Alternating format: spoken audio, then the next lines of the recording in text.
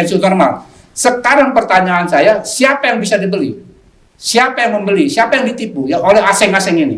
Itu terjawab. Itu tidak bisa dipungkiri. Sudah inkrah, kami berjuang lewat LPK, keluarlah pensiun normal. Baru 2 bulan lalu, Pak. Ya. Ketiga, Komisi Yudisial. Tidak ada gunanya. Komisi Yudisial berjanji pada saat itu akan memanggil kami dengan pelanggaran kode etik hakim untuk sidang kedua, tidak dilaksanakan. Ya.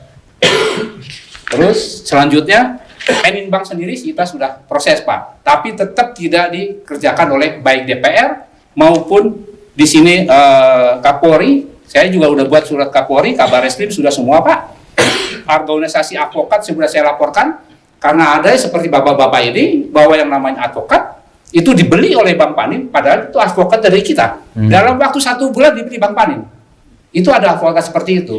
Nah itu ada, saya sudah laporkan itu namanya ke KAI, tapi saya tidak ada waktu ngurusin advokat, kita pidana saja masuk ke sana, kan gitu.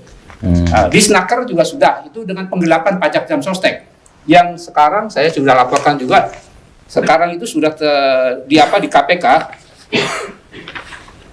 saya lapor di KPK itu sudah di follow up. Nah, tolong disut, saya lapor KPK, itu tahun 2014, dan lapor ke OJK juga 2014.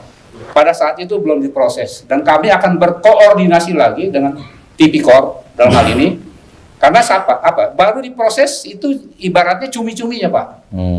Godfather-nya belum. Ya, saya minta dengan KPK, Pak Firly juga jangan segan-segan menegakkan hukum, karena ini biangnya. Kalau saya bilang ini biangnya belum dipanggil, Pak. Padahal fakta pengadilan sudah menyatakan bahwa kami disuruh oleh Muminati Gunawan. Sudah ada fakta pengadilan yang merekrut saya. Jadi saya tekankan lagi, tolong Pak Firly di KPK ditindaklanjuti. Kalau tidak, kami dengan Ketua LPK akan membuat mosi tidak percaya, baik itu pada KPK maupun Polri. Betul nggak, Pak? Itu udah kita set up di situ. Terus dengan Menaker juga sama, Pak. Menaker itu kita laporkan bahwa itu ada penggelapan dari jam sostek, di mana itu adalah gaji pokok yang harus dilaporkan itu lebih rendah dari Undang-Undang Pengupahan Perlindungan Upah. Itu penggelapan pendapatan negara dari sisi pajak. Ya. Kalau Bang Panin kemarin sudah terbukti dalam persidangan tahun 2016 saja udah 1,3 triliun, itu baru satu. Saya ingatkan siapapun yang ada di Bang Panin, apakah itu komisaris dan itu direksi, silakan Pak. Kalau Bapak tetap melindungi, kami juga akan seret. Saya punya bukti bahwa Bapak ada di situ. Nanti sebentar saya tayangin lagi, Pak. Yang namanya Pak Erianto, ya Pak, namanya lagi itu adalah Pak Joko Priyatno.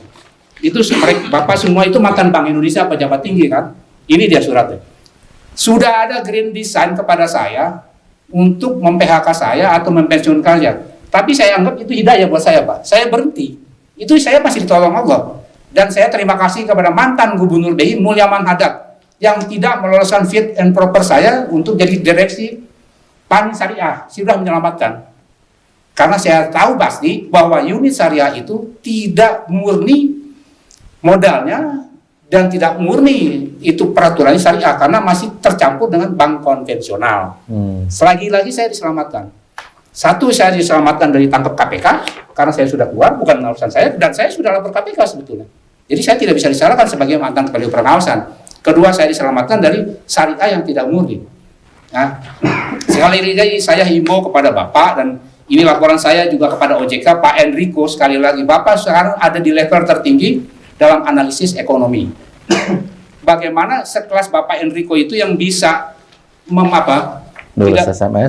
tidak bikin SMS seperti ini, tidak menjamin Bapak sebagai orang analisis ekonomi di Bank Sentral. Tolong Pak Enrico, kami tidak akan berhenti.